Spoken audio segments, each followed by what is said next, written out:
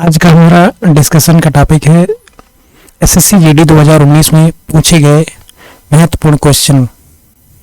ठीक है, तो एसएससी जीडी 2019 में जो महत्वपूर्ण मोस्ट रिपीटेड और मोस्ट इम्पोर्टेंट क्वेश्चन है उनको विथ एक्सप्लेनेशन आज हम डिस्कस करेंगे। इसमें से हमारा जो पहला क्वेश्चन है वो ये है कि दक्षिण भारत की सबसे लंबी नदी कौन सी है। तो दक्षिण भारत की सबसे लंबी नदी गोदावरी है और गोदावरी के संबंध में कुछ और फैक्ट भी पता होने चाहिए। जैसे ये जो गोदावरी नदी है इसका उद्गम कहाँ से होता है, यह अभी हाल ही में सीजीएल में पूछा गया। तो गोदावरी नदी का उद्गम महाराष्ट्र के त्र्यंबकेश्वर से होता है। त्र्यंबकेश्वर कहाँ पर है महाराष्ट्र में, तो त्र्यंबकेश्वर पश्चिमी घाट में है। पश्चिमी घाट में स्थित त्र्यंबकेश्वर से गोदावरी नदी का उद्गम होता है और नासिक गोदावरी के तट पर स्थित है। और गोदावरी दक्षिण भारत की सबसे लंबी नदी है और इसकी लंबाई लगभग 1465 किलोमीटर है। और गोदावरी के संबंध में एक फैक्ट ये भी पूछा जाता है कि दक्षिणी गंगा किसे कहते हैं, तो गोदावरी नदी को ही दक्षिणी गंगा कहते हैं। एक और फैक्ट गोदावरी नदी से पूछा जाता है कि वृद्ध गंगा या बूढ़ी गंगा किसे कहते हैं, तो गोदावरी नदी को ही वृद्ध गंगा या बूढ़ी गंगा कहते हैं। तो यह दक्षिण भारत की सबसे लंबी नदी है और इसे वृद्ध गंगा या बूढ़ी गंगा या दक्षिणी गंगा के नाम से जाना जाता है। और यह नदी अपना मुहाना बंगाल की खाड़ी में बनाती है आंध्र प्रदेश में। दक्षिण भारत की दूसरी सबसे लंबी नदी है कृष्णा नदी। कृष्णा नदी का उद्गम भी महाराष्ट्र से ही कृष्णा नदी का उद्गम होता है। और कृष्णा नदी महाराष्ट्र में महाबलेश्वर से निकलती है। महाबलेश्वर भी पश्चिमी घाट में है, तो यहाँ से कृष्णा नदी का उद्गम होता है। और कृष्णा नदी की लंबाई लगभग 1400 किलोमीटर है। तो दक्षिण भारत की दूसरी सबसे लंबी नदी कृष्णा नदी है, पहली सबसे लंबी नदी गोदावरी है। कृष्णा नदी भी अपना मुहाना बंगाल की खाड़ी में बनाती है और आंध्र प्रदेश में। अगला ऑप्शन है नर्मदा। नर्मदा के संबंध में कई फैक्ट पूछे जाते हैं। तो नर्मदा नदी अपना मुहाना अरब सागर में बनाती है गुजरात में। तो नर्मदा नदी अरब सागर में मुहाना बनाने वाली दक्षिण भारत की सबसे लंबी नदी है। अर्थात दक्षिण भारत की सबसे लंबी नदी गोदावरी है, लेकिन ये अपना मुहाना बंगाल की खाड़ी में बनाती है। ऐसा भी क्वेश्चन पूछा गया, दक्षिण भारत की सबसे लंबी नदी जो अपना मुहाना अरब सागर में बनाती है वो है नर्मदा नदी। नर्मदा नदी के संबंध में एक फैक्ट ये पूछा जाता है कि कौन सी नदी भ्रंश घाटी से प्रवाहित होती है। तो नर्मदा भ्रंश घाटी से प्रवाहित होती है, ताप्ती नदी भी भ्रंश घाटी से प्रवाहित होती है और दामोदर नदी भी भ्रंश घाटी से प्रवाहित होती है। नर्मदा ताप्ती ऐसी नदियां हैं जो डेल्टा नहीं एस्चुरी का निर्माण करती हैं अपने मुहाने पर। नर्मदा नदी के संबंध में एक फैक्ट ये भी पूछा जाता है कि भ्रंश घाटी से प्रवाहित होती है, अर्थात किन दो पर्वत श्रेणियों के मध्य प्रवाहित होती है, तो विंध्याचल पर्वत श्रेणी और सतपुड़ा पर्वत श्रेणी के मध्य नर्मदा नदी प्रवाहित होती है। एक क्वेश्चन ये पूछा जाता है नर्मदा नदी से कि नर्मदा नदी का उद्गम कहाँ से होता है।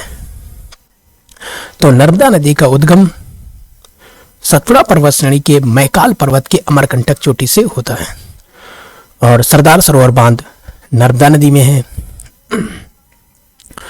अगला ऑप्शन है कावेरी नदी। ये जो कावेरी नदी है इसे दक्षिण भारत की गंगा कहते हैं। गोदावरी को दक्षिणी गंगा कहते हैं और कावेरी को दक्षिण भारत की गंगा कहते हैं। मोस्ट रिपीटेड फैक्ट है ये। और कावेरी नदी का उद्गम पश्चिमी घाट कर्नाटक में स्थित ब्रह्मगिरी की पहाड़ियों से होता है और ये कर्नाटक के बाद तमिलनाडु में और तमिलनाडु से होते हुए ये पुदुचेरी में बंगाल की खाड़ी में अपना मुहाना बनाती है। कावेरी नदी दक्षिण भारत की एकमात्र ऐसी नदी है जो सदा नीरा है, अर्थात वर्ष भर इसमें सामान्यतः पानी बना रहता है क्योंकि इसे दक्षिण पश्चिम मानसून से भी जल की आपूर्ति हो जाती है और उत्तर पूर्वी मानसून से भी जल की आपूर्ति हो जाती है। तो दोस्तों ये हमने मोस्ट इंपोर्टेंट फैक्ट नदियों के संबंध में डिस्कस कर लिए जो एसएससी जीडी या अन्य परीक्षाओं के लिए वनडे एग्जाम के लिए मोस्ट इंपोर्टेंट फैक्ट है। अगला क्वेश्चन है वायुमंडल की किस परत में ओजोन पाई जाती है। Ozone O3। ऑक्सीजन के 3 परमाणुओं से मिलकर ओजोन का निर्माण होता है। अगर ये क्षोभ मंडल में पाई जाएगी तो एक प्रदूषक गैस है, लेकिन सप्ताह मंडल में ये सूर्य से आने वाले अल्ट्रावायलेट किरणों से पृथ्वी की रक्षा करती है। तो ओजोन परत समताप मंडल में पाई जाती है और ये सूर्य से आने वाली पराबैंगनी किरणों से पृथ्वी के जीव जंतुओं की रक्षा करती है, अर्थात सूर्य से आने वाले अल्ट्रावायलेट किरणों को ये अवशोषित कर लेती है और ये ओजोन समताप मंडल में पाई जाती है। इसकी सघनता 20 से 30 या 35 किलोमीटर तक ज्यादा है ओजोन की सघनता। और समताप मंडल वायुमंडल की दूसरी परत है। वायुमंडल की जो पहली परत है उसे क्षोभ मंडल कहते हैं। अर्थात अगर यह हमारी पृथ्वी है, पृथ्वी के चारों तरफ वायु का आवरण है और वायु के इस आवरण को वायुमंडल कहते हैं, जो गुरुत्वाकर्षण के कारण टिका हुआ है। अर्थात गुरुत्वाकर्षण न हो अगर पृथ्वी में तो वायुमंडल पलायन कर जाएगा। इस वायुमंडल में सबसे ज्यादा मात्रा में नाइट्रोजन गैस पाई जाती है। अर्थात वायु विभिन्न प्रकार की गैसों का मिश्रण है और वायु के इस आवरण को वायुमंडल कहते हैं। और इन गैसों में सबसे ज्यादा मात्रा नाइट्रोजन की है लगभग 78%, ऑक्सीजन की लगभग 21%, आर्गन की लगभग 0.93% और CO2 कार्बन डाइऑक्साइड की 0.038%। क्षोभ मंडल वायुमंडल की सबसे निचली परत है, अर्थात ये पृथ्वी के धरातल के संपर्क में रहती है।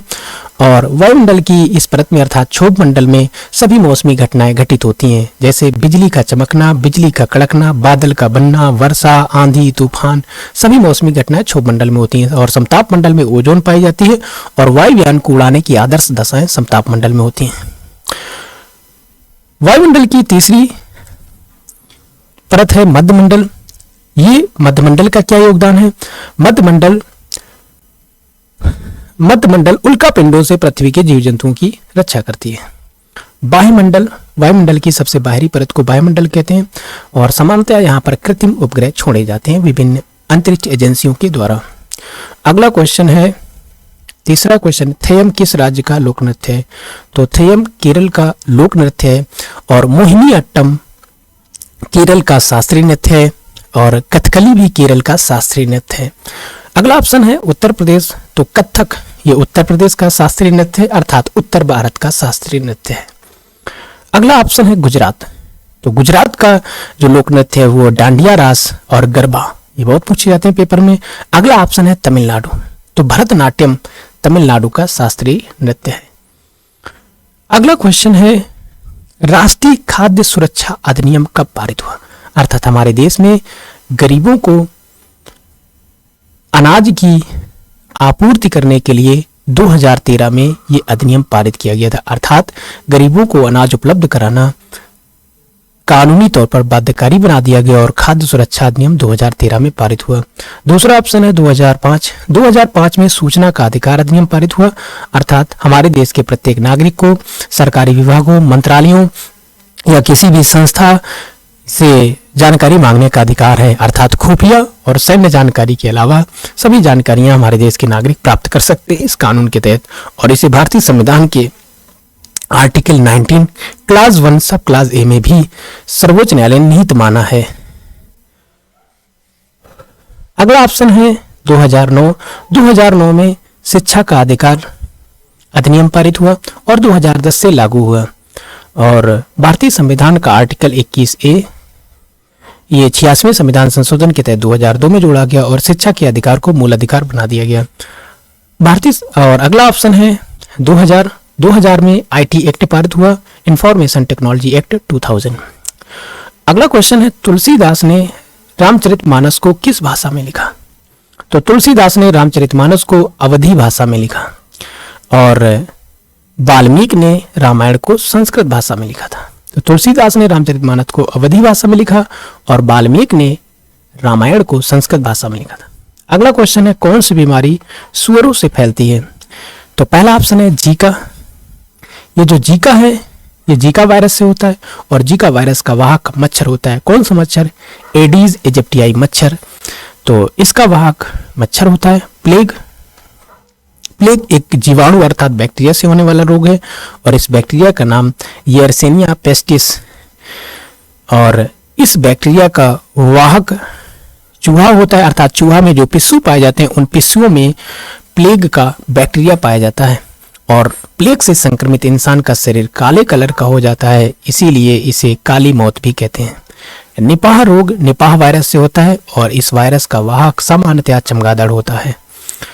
अगला ऑप्शन है स्वाइन फ्लू। जैसा कि नाम से ही पता चल रहा है, अर्थात ये एक ऐसा फ्लू है जो सुअरों से फैलता है और इसका ये वायरस से होने वाला रोग है। और वायरस कौन सा है? H1N1। तो H1N1 वायरस से स्वाइन फ्लू होता है और इस वायरस का वाहक सुअर होते हैं। एक अगला वायरस है जो पेपर में बहुत पूछा जाता है, H5N1।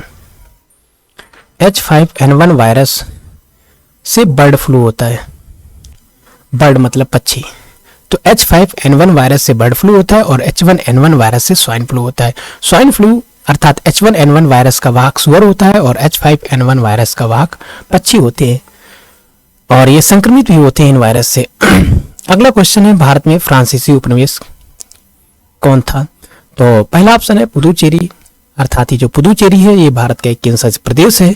इसके 4 जिला है, चारों जिला की सीमाएं आपस में नहीं मिलती हैं। पुदुचेरी फ्रांसीसी उपनिवेश था। फ्रांसीसियों ने 1954 में इसे भारत को सौंपा। अगला ऑप्शन है गोवा। तो गोवा पुर्तगालियों का उपनिवेश था और पुर्तगालियों ने 1510 ईस्वी में बीजापुर के शासक यूसुफ आदिल शाह से गोवा को छीन लिया था और गोवा भारत को मिला 1961 में, अर्थात सैन्य कार्रवाई के माध्यम से गोवा भारत को 1961 में प्राप्त हुआ। और दमन और दीव भी पुर्तगालियों के उपनिवेश थे, ये भी कालांतर में भारत को सौंपे गए। सिक्किम 1974 में 35वें संविधान संशोधन के तहत सिक्किम को भारत का सह राज्य बनाया गया और 36वें संविधान संशोधन के तहत 1975 में सिक्किम को भारत का पूर्ण राज्य बना दिया गया, अर्थात 22वां राज्य बना दिया गया। तो आज हमने एसएससी जीडी के 7 क्वेश्चन को विथ ऑप्शन डिटेल एक्सप्लेन किया है। इसमें हमने केवल वही फैक्ट डिस्कस किए हैं जो एसएससी में या अन्य प्रतियोगी परीक्षाओं में कई बार रिपीट हुए हैं। मोस्ट इंपोर्टेंट फैक्ट आज हमने डिस्कस किए हैं। Thank you for listening and watching.